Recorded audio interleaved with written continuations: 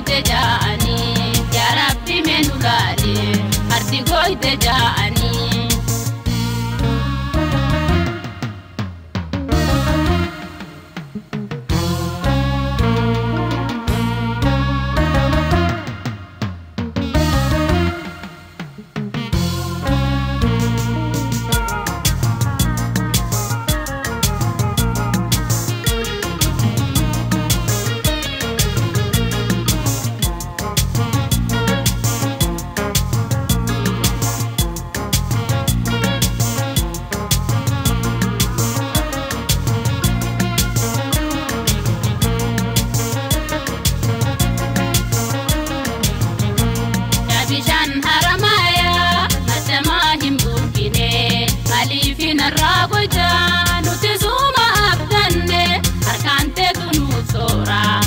Jansi milane, arkante tunu sora, yoni jansi milane.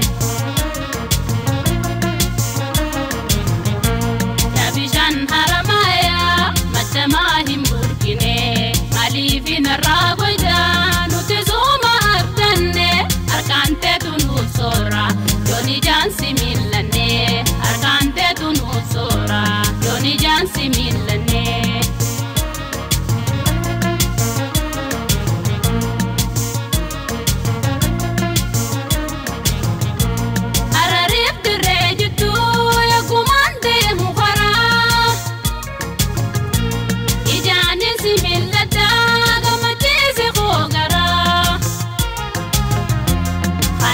Goitefe, nadif de du pimbara, haratu gogefe, nadif de du pimbara. Hararif de rejutu, kumande mufara. Ijani similata, gamate se khogara. Hanarti goitefe, nadif de du pimbara. Haratu gogefe, nadif de du pimbara.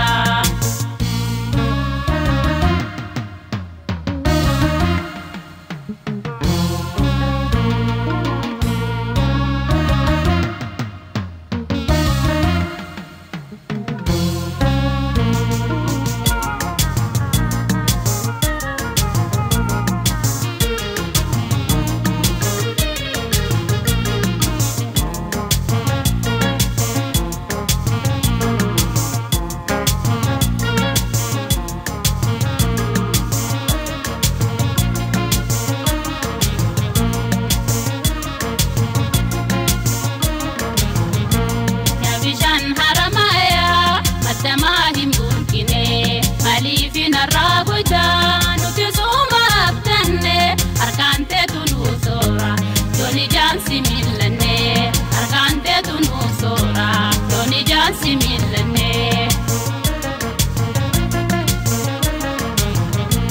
Nabishan haramaya matamahim burkine malifina ragoja nutizuma abtanne arkante tunu sora yoni jan similane arkante tunu sora yoni jan similane